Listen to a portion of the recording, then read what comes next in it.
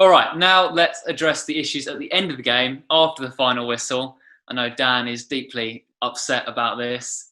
Guendouzi went over to Maupay, who scored the winner, and grabbed his throat for some reason. Dan, that sort of reaction after the game, what were you thinking? Well, I'm shocked he's avoided a ban for that. I was certain he was going to get a ban. But I've seen Arsenal fans saying I was showing heart, a bit of fight. It's not heart and fight, it's stupidity. If he'd have got a ban, it would have been, 2-3 games? We've got enough injuries as it is. He's just leaving teammates in a lurch by just being naive and stupid and ridiculous. He didn't need to do it. You don't need to react like that. Yeah, I understand he was frustrated, but there's different ways to show it. Show it on the pitch. Don't show it afterwards like that. And it comes back to the leaders thing we were talking about earlier. He's shown a lot of naivety in his play and his reactions to certain things throughout his time at Arsenal. But is there any leaders in the dressing room who are going to say to him, well, you can't behave like that, you can't do that? I don't think there is. So I think we're going to see more of that from him. And yeah, there might be a talented player in there, but he's going to be held back by that naivety and stupidity. Yeah, I wonder if he will adjust his behaviours this one. Because I remember in the past when he's reacted like that in games, he's often had praise from Arsenal fans for showing a bit of passion, etc., etc. But this time, obviously, he crossed the line and, as you say, left his teammates.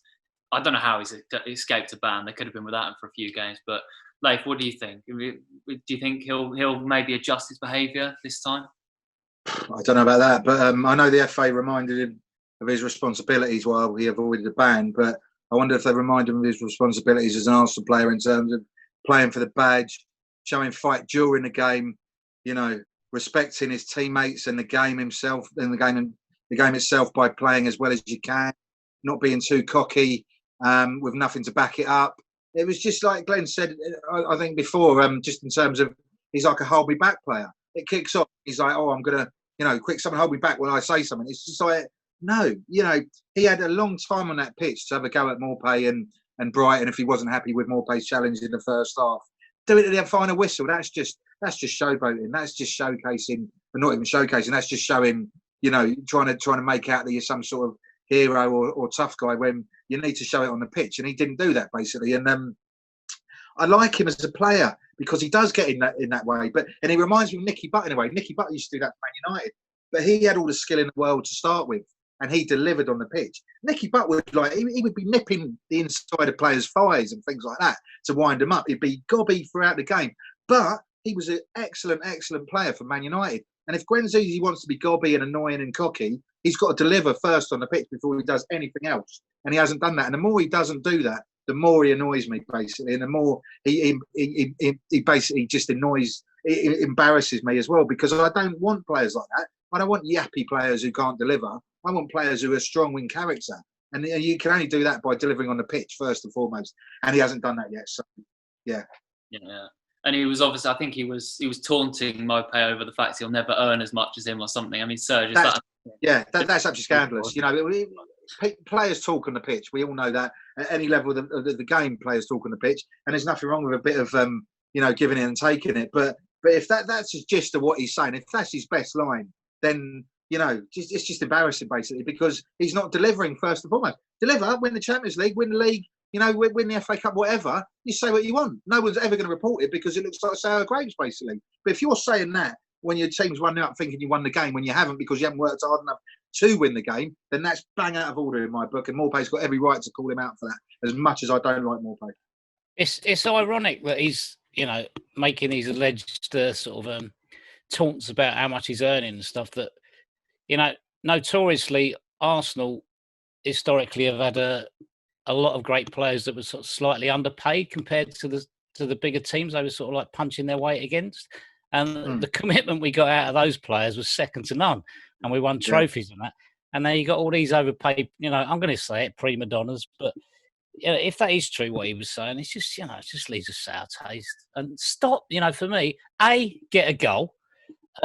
B, stop always. He's going around mixing it like he's some sort of hard nut. But every time he gets touched, he'd rather take the foul. I mentioned this before. He goes down so easily. Yeah. It just. I find him a very frustrating presence on the pitch, and I really, personally, I don't think I don't envisage a long-term future for him. Really. Yeah. So, I mean, if you look back at his season, what have you found it frustrating as well? Has it been something that that's sort of leading to this incident, you're feeling that maybe he doesn't have a huge future at Arsenal? Well, he's already had that bit of a bust-up with Arteta, didn't he? Remember that, where obviously he was dropped from the squad because he wasn't behaving properly on that mid-season trip to Dubai. So, he's clearly got some kind of attitude problem, whether it's youthful naivety or just his general character. I'm not sure. But, yeah, I mean, I don't, as we've mentioned, Arteta's, plans to be ruthless. I don't think he's going to have much more patience with him, to be honest. Yeah. Well, that's the important thing, though, Toby, is that Arteta made a brand new formation where Guendouzi was playing a really important central pivoting role, and he just did not pass that performance at all. It was not what Arteta was hoping to see. And I think that's probably part of the cockiness, is that Guendouzi thought, oh, he's important now, he won't be gotten rid of. But I don't think Arteta's going to stand for that. Also, the important thing about the money is that Maupay actually earns more than Guendouzi at the moment anyway. So, he's actually Maupay's on 50 grand. So sussed. Maupay's on 50 grand a week, Guendouzi's on 40 grand a week. So it's actually a completely stupid argument to have made. That's the definition of irony. Brilliant. What do you think the likes of Bellerin think when they see Guendouzi acting like that? Bellerin's obviously a more responsible player who's closest Arsenal have got to a leader, arguably, on the pitch. Glen, what do you think the likes of Bellerin would think? Well, from what I've read and seen about Bellerin, I think Bellerin must be kind of... I wonder if they actually talk, those two. Bellerin must be wondering, what are you doing? What are you doing for this team? There is that scintilla of pride about Bellerin. He's I think he has got that sort of ingrained leadership and articulate young man, but I don't know. I really don't know. He must be thinking, looking in front of him and seeing what he's got in front of him, just utterly spineless. Well, you look at the young. There's obviously a lot of young players in that squad. Saka, Willock, Nelson, and Nketiah, and Bellerin. He came through as youngsters as well. He's been in a similar situation to what Guendouzi is now, and they don't behave like that. They haven't behaved like that in the past. So why should he be excused? Because he's young. Other people around him are trying to set an example, and he's just not pulling his weight, basically. And obviously, another player who had a flat performance against Brighton, Ceballos, obviously could be leaving in the summer. Glen, what are your views on his performance? Well, it's just, again, I keep uttering this mantra about everything seems such a long while ago, but the optimism after the Burnley game, which was mentioned before, and it looked like he was going to be some sort of pivot for this new Arsenal, this new midfield. And I know he's had one or two injuries, but he's just not come up to scratch whatsoever. And I just find him completely anonymous. He goes missing so easily. He's too lightweight. He just doesn't get involved in games. That kind of position, you have to be visible. You have to be present. You have to be demanding the ball. I just don't see anything of it. I cannot see any way he'll be staying at this club. Yeah. And Serge, I mean, it's interesting. Like, where does a player like that we saw against Burnley, where does that go for the whole rest of the season? We haven't really seen it once since that Burnley game. Well, first and foremost, we all know my views on Arsenal having loan players in the first 11. I think that's totally and utterly ridiculous that a club of our stature has a loan player. We can't actually afford to bring a player in. I think it's totally pointless. I think the Burnley game, every player is a one-off. These are just the things. What you want to see in a player is constant week in, week out performances where you can actually gratify the expense you're paying on such a big loan fee or in their weekly wages. And at the moment, Ceballos, he doesn't turn it on as often as he should. I think that's more of an endemic problem we seem to be seeing at the club level with a lot of these players who we lavish praise and money on, but they don't seem to return it in constant performances. And as much as, people say, oh, he was great in that Burnley game, that's irrelevant. He needs to be great against Man City. He needs to be great against Man United. He needs to be great against Chelsea. He needs to be great against Liverpool. It doesn't matter if he's great against Burnley. That's an irrelevant point. Sorry, Toby, to make it look like a bad point, but I don't care if he's good against Burnley. I want him to be good every single week, wearing the Arsenal shirt and being proud of it. I think consistency is the thing with him as well. Obviously, he's had a few decent performances, but he just doesn't do it regularly enough. And another thing that's annoyed me about, I'm not sure if any of you saw this, but I think it was last week, he posted a picture on Twitter of him watching a Real Betis game while wearing a Real Betis shirt. Obviously, came through Real Betis Academy. If you're playing for another club, don't wear another club's shirt. That's not on for me. Yeah.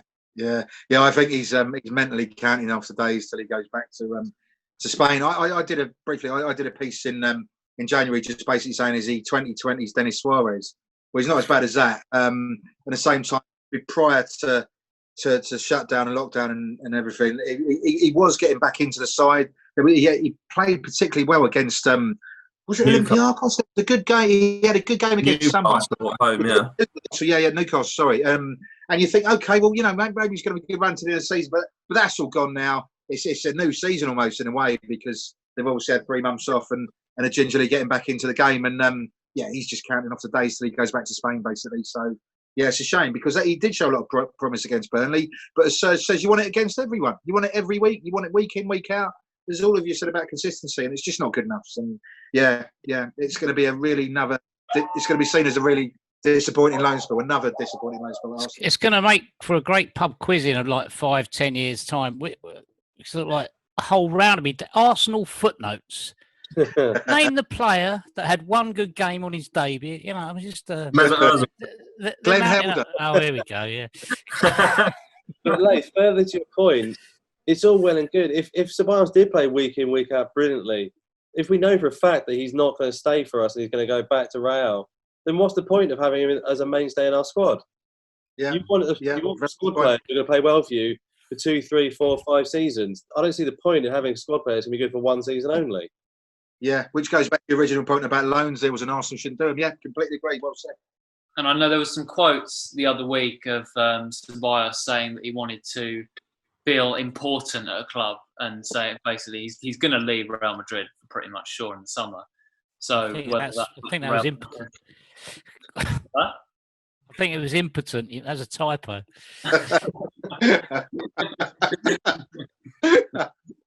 The thing is, though, if he thinks he's going to be important at Real Madrid, then I think he's got another thing coming, because I don't think he's good enough to get into the Real Madrid first 11 either. So he's not good enough to get an arse. I mean, look, I understand he wants to play for he wants to play in Spain. He wants to play for Real. I get that. He wants Champions League glory. He's not going to get it for Real Madrid, because they're going to just shove him in Real Madrid B team, and he'll be another footnote in history, as Glen said. Yeah, you're absolutely right here, because we've had this sort of dichotomy of players, great players that we've sold on that we know are great, and they've gone on to do great things for other teams. A massive list of other players. Oh, they could perform better at a different level, or they might do this, and they've been crap wherever they've gone as well.